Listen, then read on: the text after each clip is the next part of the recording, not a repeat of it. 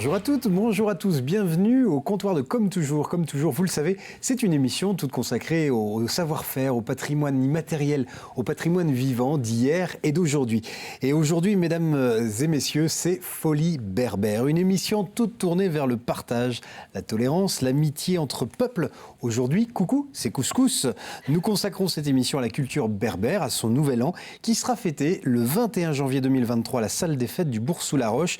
Et bien pour nous en parler, nous recevons Morissette Gauthier. Elle est membre de l'association Culture Berbère en Vendée.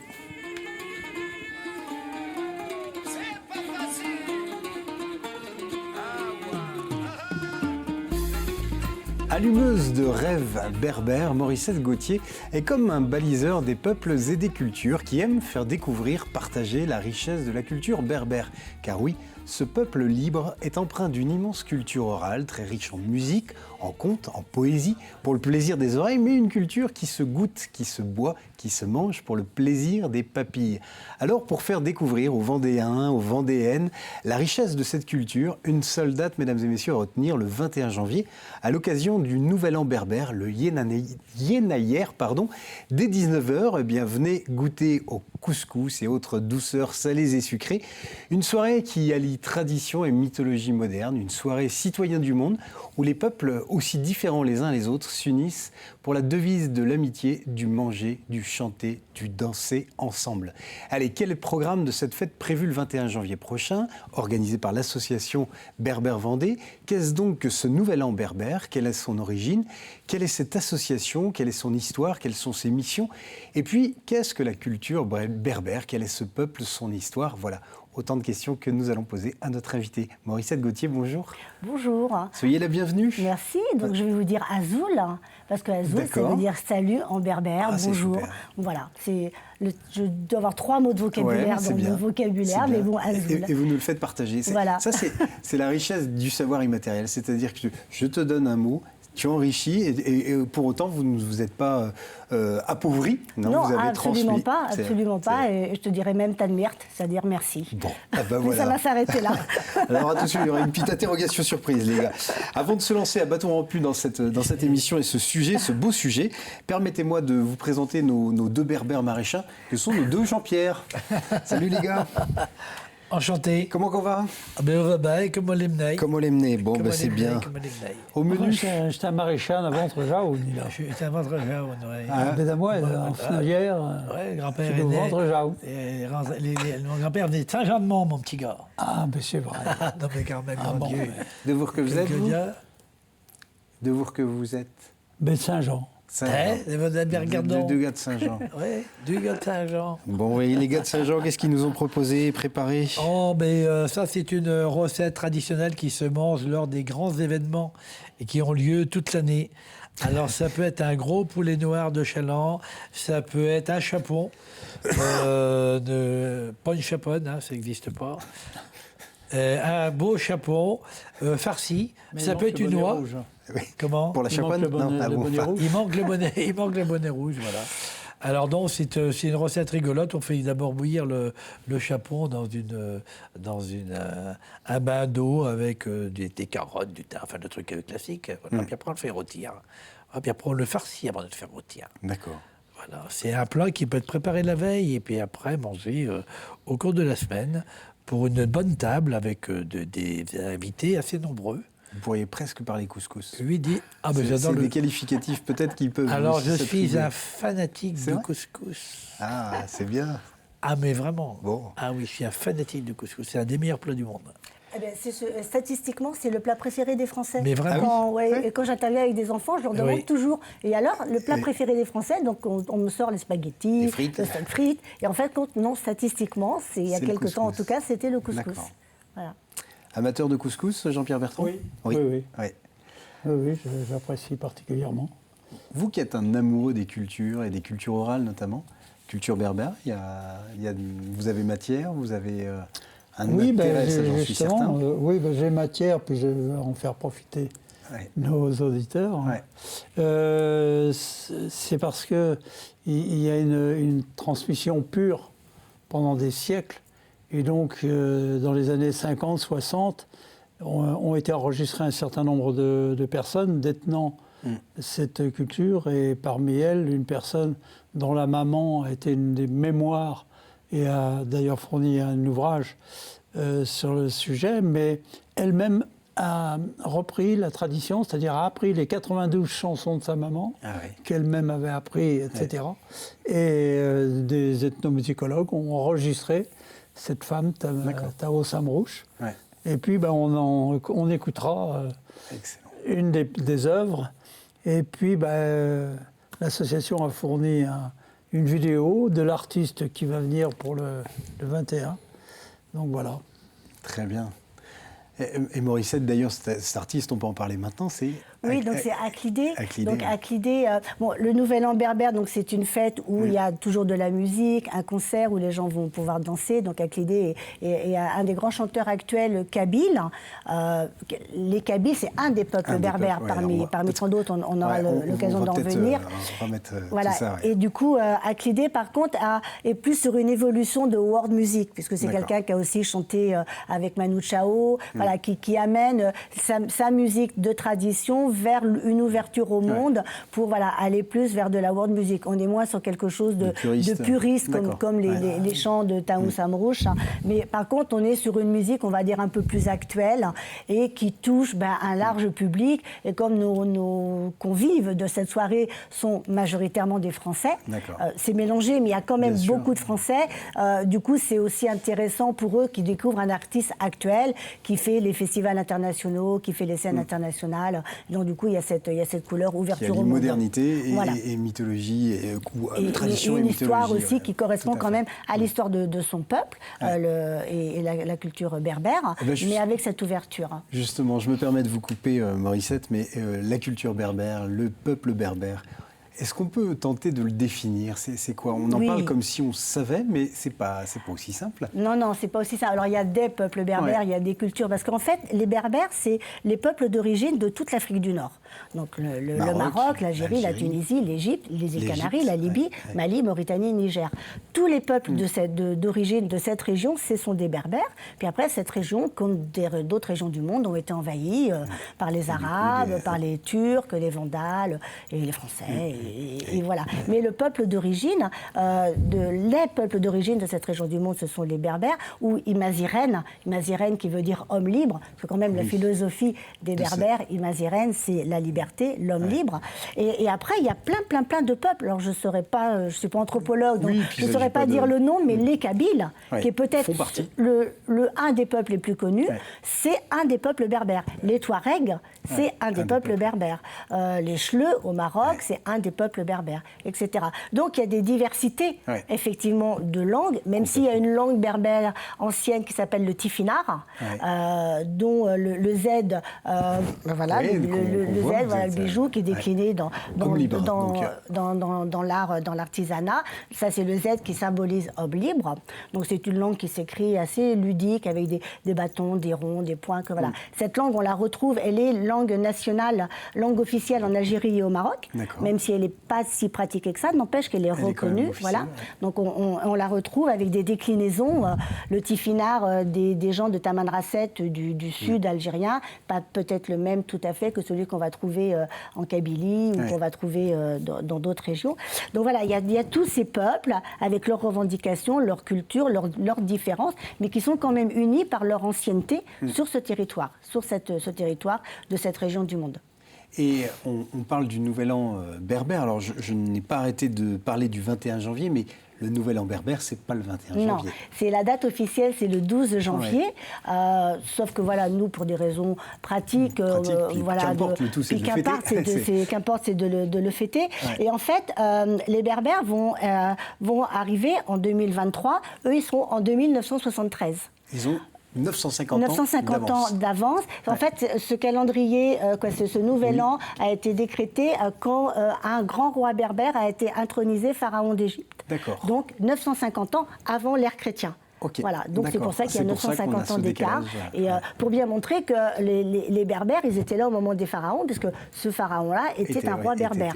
Comme on retrouve d'autres personnages de l'histoire. Augustin, qui était un prêtre, un religieux chrétien, était berbère. Voilà. Souvent, on mélange Afrique du Nord et religion, mais c'est deux choses différentes. Il y a des berbères chrétiens, des berbères musulmans. La religion musulmane est une religion dominante en Afrique du Nord, mais voilà, c'est deux choses différentes.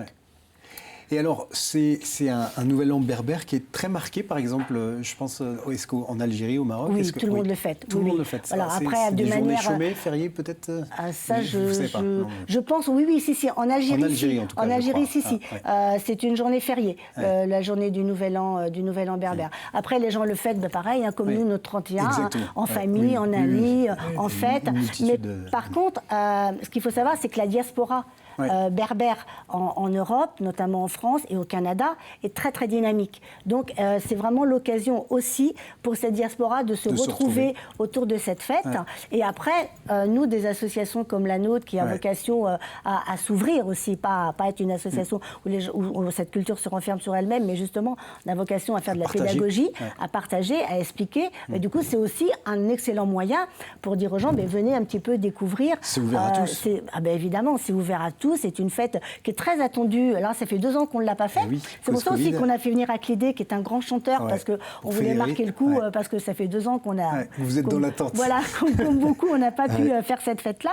Et elle est très attendue des Lyonnais, des Vendéens. Que là, j'ai des réservations qui viennent de Rennes, qui viennent de différents coins de Vendée, parce que c'est vraiment un moment vraiment très festif, très aussi culinaire, puisqu'on pourra en parler après, de qu'est-ce qu'on va manger et de qui va faire à manger, surtout. Et donc, les gens qui ont l'habitude de venir tous les ans, parce qu'ils aiment ce partage de repas et ce partage après de festives, musicales, dansantes, où on fait la fête et de découvrir en fait. Les Français, ils viennent découvrir une autre culture. Ils viennent découvrir, c'est quoi cette culture dont on entend parler sans trop savoir ce qu'il y a derrière, quoi. Et alors justement, on y mange quoi? Alors, on y mange un repas. Alors, relativement traditionnel par rapport au Nouvel An berbère. Je pense qu'il y a des modalités différentes en fonction des régions. Donc nous, on fait chorba, couscous, gâteau, thé à la menthe. Ça donne envie, ça. Alors déjà, le repas est fait par nous. On a un chef cuisinier, qui est un cuisinier kabyle, donc, qui n'exerce plus dans ce métier-là, mais dont c'est le métier.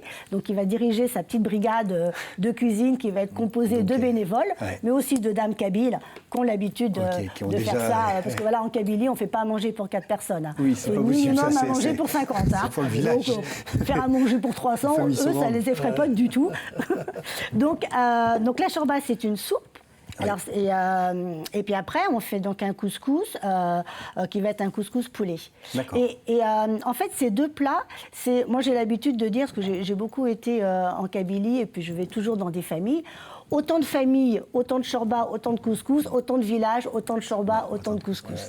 Donc je ne vous explique pas les discussions pendant les conseils d'administration, savoir ce qu'on met dans le couscous. Est-ce que c'est le vrai, poulet, la viande, là. C'est assez rigolo, parce que c'est très important, parce qu'en fait, mes amis kabyles ou marocains de l'association, c'est leur histoire familiale. C'est la cuisine de maman, la cuisine de mamie. Il y a une histoire derrière. Et c'est ça qu'ils ont envie de transmettre aux gens qui vont venir à cette soirée-là. Qu'est-ce qu'on faisait à la maison quand moi j'étais enfant? Et donc, comme ils n'ont pas tous la même enfance, du coup, ça discute dur des fois. C'est en ce sens-là que c'est très fédérateur. Complètement. Finalement, derrière, se racontent des histoires, se vivent des émotions. Des émotions d'enfance, des émotions de fête au village, avec cette envie qu'on a de transmettre ça. Donc, du coup, la chorba et le couscous seront faits sur place le matin avec Mohamed Saïd, notre chef cuisinier, et sa brigade. Et par contre, les gâteaux vont être faits par des pâtissières kabyles. Pour ne pas les citer, Smina, Feta, Akila, Voile Dalila. Et en fait, chacune va en faire chez elle. Et on va aussi faire un atelier pâtisserie à la maison de quartier de Pyramide, où on va sortir à peu près la moitié de notre quantité qu'on a besoin. Et en fait, c'est elles qui vont décider des gâteaux qu'elles vont vouloir faire. Alors, on a des gâteaux très traditionnels, kabyles, comme les gréwiches. On Peut-être qu'on aura des baklavas qu'on retrouve un peu dans plein de pays qui ne sont pas spécifiquement berbères, mais on peut avoir des makroutes. Chacun on peut avoir... va de ça. Voilà, chacun va dire, bon, on va faire ça, on va faire 100 de ça, 200 de ça, 300 de ça. Et c'est pareil, dans cette idée de faire les gâteaux ensemble, donc moi j'y vais, puis moi j'obéis, parce que moi j'y connais rien, c'est aussi cette idée de partager, non, chez moi, on faisait plutôt ça, donc moi j'ai envie qu'on fasse ça. Et du coup, c'est ce partage de leur histoire qu'ils amènent tous pour la réussite de cette soirée, qui accueille majoritairement des Français. C'est ça qui est plutôt sympa, quoi. S'il n'y a pas de l'amour dans tout ça, franchement. Oui. Alors un autre amoureux qui sait combien la cuisine, elle fédère, elle est aussi raconteuse d'histoires, d'émotions. Bien sûr. C'est notre ami Jean-Pierre Pouvreau et c'est l'heure de sa chronique. On passe à table.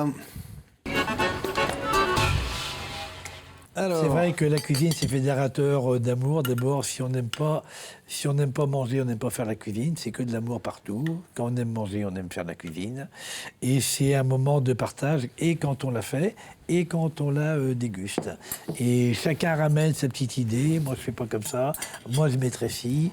Non, c'est ma recette. C'est la vraie, la véritable. Voilà, on garde secret des petits secrets qui n'en sont pas, parce qu'on les partage volontiers après. Hein. Mais il faut garder le mystère. Bon, voilà, ça c'est un plat de fête, évidemment, qui peut se déguster toute l'année. Alors, vous pouvez faire ça avec un chapon, une dinde, un poulet noir de chaland, une dinde de chaland, chapon de chaland également. Donc la recette, elle s'adapte un petit peu c'est une recette de base, et vous mettez la volaille que vous voulez à l'intérieur. De qualité quand même, il ne faut pas sortir un petit peu du label rouge pour être sûr d'avoir un plat de qualité. Donc nous on commence par, selon la grosseur, on le met à mijoter avec un courbouillon avec des carottes, du poireau, du céleri, du thym, du laurier pendant 1h30. Et une fois que c'est mijoté, pendant que ça mijote, on fait une farce avec de la chair à saucisse, du foie de volaille, de la mie de pain trempée dans du lait, de l'oignon, de l'ail, des foies de volaille. Voilà, on ajuste ça à la main. Si vous trouvez que c'est trop sec, on met un peu de crème fraîche. Il y a longtemps qu'on n'en avait pas entendu parler de cette crème fraîche. Au besoin, c'est pas indispensable. Mais c'est quand même mieux. C'est pas indispensable. Jean-Pierre, dites-le. Mais selon la gourmandise de chacun, c'est autorisé. Les goûts de chacun. Voilà, c'est autorisé. C'est autorisé. Bon, alors après, à cuire au four sur un lit de légumes. Hein. Là, il y a des oignons et des carottes. Comment on sait que c'est cuit? À quoi on le voit? Alors, nous, on pique dans la cuisse, là, ici, avec une fourchette. On appuie dessus, et si le jus qui sort, il est blanc, c'est cuit. Ou on pique également là, mais en général, c'est la cuisse. C'est la cuisse qui est un indicateur. On met la volaille sur le côté, on la pique, et puis on appuie dessus. Si le jus qui sort est clair, c'est cuit. Bon. Autrement, quand c'est pas farci, on prend le poulet, on le sort, et si ce qui sort du poulet, c'est sanguinolent, un peu rouge, c'est pas cuit. Et quand l'intérieur, quand ce qui sort, c'est blanc, c'est cuit. C'est des petits secrets basiques de cuisinier, de métier, que je connais, parce qu'on me les a appris, les vieux chefs. C'est toujours des gens qui nous apprennent des secrets formidables. Voilà. Hein? C'est parfait. Voilà, accompagné avec des marrons et puis des pommes. Voilà. Beau mariage, ça aussi. Voilà. Mariage des saveurs. Et vous dégustez ça avec... on déglace un peu la cuisson de la dinde avec un peu de vin blanc, un petit peu de crème si on veut, ou pas de crème, c'est pas indispensable. Je ne veux pas non plus... Non, je ne veux pas non plus dire... Pas de problème. Non. Et vous régalez. Ça se sent, ça se voit. Merci beaucoup, Jean-Pierre. Ça peut être réchauffé autant de fois que vous voulez. Alors, quand vous réchauffez, on oublie souvent, il faut toujours mettre un petit peu d'eau. D'accord, parce que ça va... Mais ouais, ça réhumidifie. Voilà, on oublie alors. C'était... vous avez mis de l'eau? Non. Mais faut mettre... oui, retrouver un petit peu là. Mais ouais, tu vois, c'est comme dans le pâté. C'est bien, mais toutes ces petites astuces. Dans le pâté, on met toujours de l'eau. Il y a plein de petits trucs basiques comme ça, de métiers qu'on connaît, qu'il faut dire, qu'il faut livrer pour pas avoir de mauvaises surprises. Super. Attention, un Jean-Pierre peut en cacher un autre. Et c'est dès maintenant notre Jean-Pierre Bertrand avec sa chronique de bouche à oreille. Et justement, le lien avec nos amis berbères. Oui, il est facile parce que Tao Samrouche est quand même la personne qui a fait découvrir, en tout cas au monde scientifique français et au-delà, il y a les Allemands qui sont allés enregistrer cette femme aussi, a fait découvrir cette culture particulière. Ah oui, et moi, ce qui m'a toujours surpris, c'est une des rares personnes dans toutes les notes qui accompagnent les disques, etc., et qui a commencé par sauvegarder le patrimoine, le répertoire de sa mère, sachant que sa grand-mère le chantait encore avant. Et donc, elle s'est limitée, sur les 4 premiers 33 tours qui ont été faits, elle s'est limitée au répertoire de sa maman.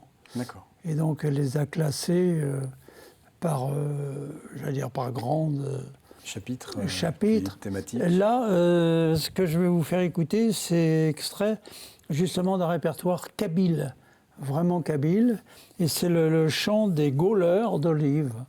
Eh bien, on écoute.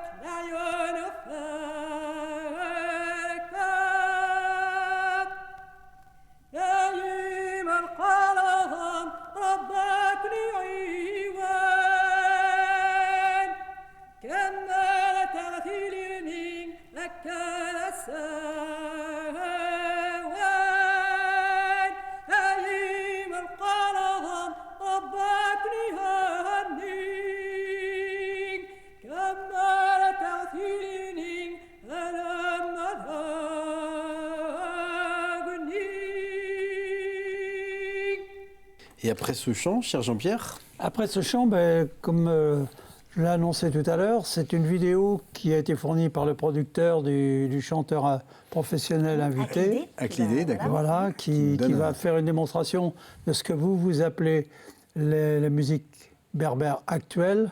Musique, oui, berbère, kabyle, world music, ouvert sur le monde, oui. Et qui fait partie de toutes ces formes d'internationalisation des choses aujourd'hui. Je ne sais pas jusqu'où ça ira tout ça, mais j'ai peur qu'on oublie que les fondamentaux, comme Tao Samrouche et quelques autres.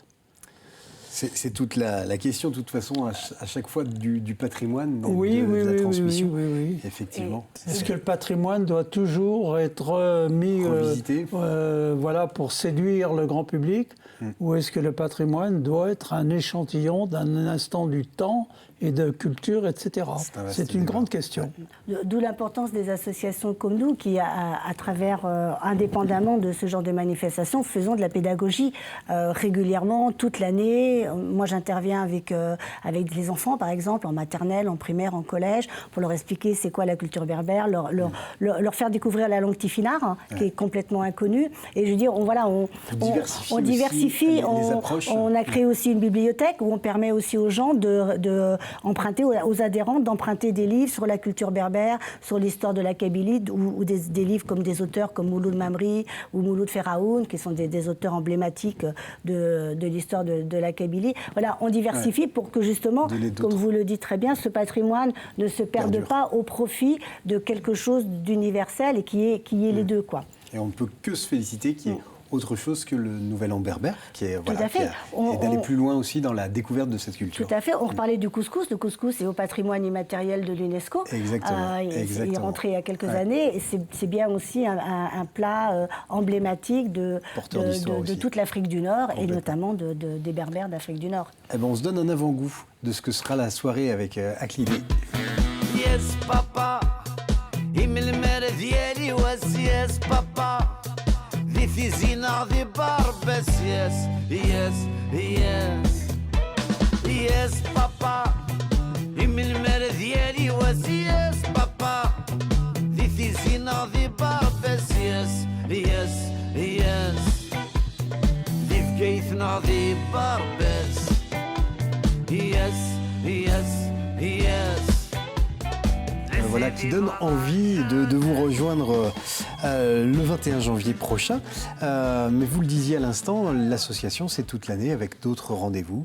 Tout à fait. Donc cette bibliothèque qui permet aux adhérents de réserver des livres, des actions pédagogiques auprès des enfants, parce que je pense aussi que ça passe par l'éducation, et d'expliquer cette ouverture au monde. Elle passe aussi par l'éducation auprès des plus jeunes, que le monde il n'est pas binaire. Il y a aussi des peuples dont on ne parle pas qui existent. Il y a des langues qui existent qu'on ne voit pas. Donc nous, qui sont tout autant porteurs de richesse. Tout à fait. Ça paraît important. Exactement. On a aussi le projet. Donc on espère, on croise les doigts, de faire venir une équipe d'enfants de footballeurs de Kabylie, un projet en partenariat avec le club de foot des Rebrotières de La Roche-sur-Yon.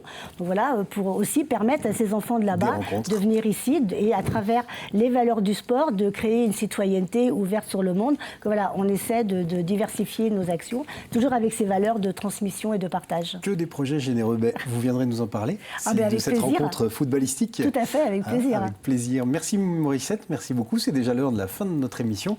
En tout cas, merci de nous avoir donné cet avant-goût. Et puis on va se dire en berbère maréchin, à bientôt. À bientôt. C'était un vrai bonheur de vous écouter. À bientôt. This is in all the barbes, yes, yes, yes.